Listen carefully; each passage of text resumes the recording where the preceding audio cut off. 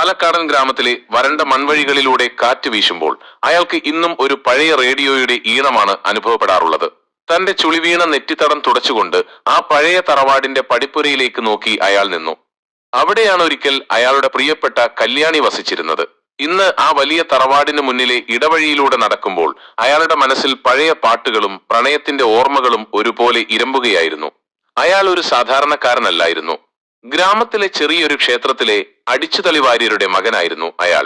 അഷ്ടിക്ക് വകയില്ലാത്ത ഒരു കുടുംബത്തിൽ പിറന്ന അയാൾക്ക് വിശപ്പിനേക്കാൾ കൂടുതൽ ഹൃദയത്തിൽ സ്വപ്നങ്ങളായിരുന്നു ഉണ്ടായിരുന്നത്. ക്ഷേത്രമുറ്റത്തെ ഇലകൾ അടിച്ചു വാരുമ്പോഴും മണികളുടെ ശബ്ദത്തിനിടയിലും അയാളുടെ കാതുകൾ കൊതിച്ചത് പുറം ലോകത്തെ വിശേഷങ്ങൾക്കായിരുന്നു. തന്റെ ഇല്ലായ്മകൾക്കിടയിലും അയാൾ ആഗ്രഹിച്ച വലിയ സ്വപ്നങ്ങൾക്ക് ചിറകുകൾ നൽകിയത് കല്യാണിയായിരുന്നു. നാട്ടിലെ വലിയ പ്രഭുവിന്റെ മകളായ കല്യാണിയുടെ വീട്ടിലായിരുന്നു ആ ഗ്രാമത്തിലെ ആദ്യത്തെ റേഡിയോ എത്തിയത്. അത്ഭുതം വിടരുന്ന കണ്ണുകളോടെ ഗ്രാമവാസികൾ ആ വീടിന്റെ മുറ്റത്ത് തടിച്ചുകൂടുമ്പോൾ ദൂരെ മാറി നിന്ന് അയാൾ ആ ശബ്ദം കേൾക്കാൻ ശ്രമിക്കുമായിരുന്നു. പതുക്കെ പതുക്കെ ആ റേഡിയോ ഒരു നിമിത്തമായി. ക്ഷേത്രത്തിലെ പണി കഴിഞ്ഞു വരുമ്പോൾ ആ റേഡിയോയിലെ പാട്ടുകളും വാർത്തകളും കേൾക്കാൻ കല്യാണി അയാളെ പ്രേരിപ്പിച്ചു. ഈ റേഡിയോ ഒരു ലോകം മുഴുവൻ നമ്മുടെ അടുത്തേക്ക് കൊണ്ടുവരും, കല്യാണി ഒരിക്കൽ അയാളോട് പറഞ്ഞു. നീ ഒരു അടിച്ചുതള്ളിവാര്യരുടെ മകൻ മാത്രമായിരിക്കേണ്ടവനല്ല. ഈ പാടങ്ങൾക്കും ക്ഷേത്രമതിലുകൾക്കും അപ്പുറം വിശാലമായ ലോകമുണ്ട്. അവിടെ നിനക്ക് പറന്നു നടക്കാം, വലിയ കാര്യങ്ങൾ ചെയ്യാം. റേഡിയോ അവൾക്ക് കേവലം ഒരു വിനോദമായിരുന്നില്ല, അത് അവളുടെ സ്വപ്നങ്ങളുടെ വാഹനമായിരുന്നു.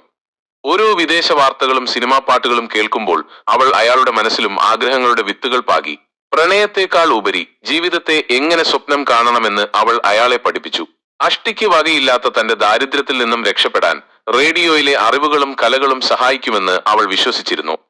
അവൾ അയാളോട് പറയാറുള്ളത് റേഡിയോയിലെ വാർത്തകളിൽ വരുന്ന നഗരങ്ങളെക്കുറിച്ചും അവിടുത്തെ ജീവിതത്തെക്കുറിച്ചുമായിരുന്നു. നമുക്കിവിടുന്ന് പോകണം, ഈ മണ്ണിൽ മാത്രം ഒതുങ്ങിക്കൂടരുത്, അവൾ ആവേശത്തോടെ പറഞ്ഞു. കല്യാണി തന്റെ കാമുകിയായിരുന്നില്ല, പകരം തന്റെ വിധി മാറ്റി എഴുതാൻ വന്ന ഒരു വഴികാട്ടിയായിരുന്നു എന്ന് അയാൾക്ക് പലപ്പോഴും തോന്നിയിട്ടുണ്ട്. എന്നാൽ വിധി എന്നും പാവപ്പെട്ടവർക്ക് അനുകൂലമല്ലല്ലോ.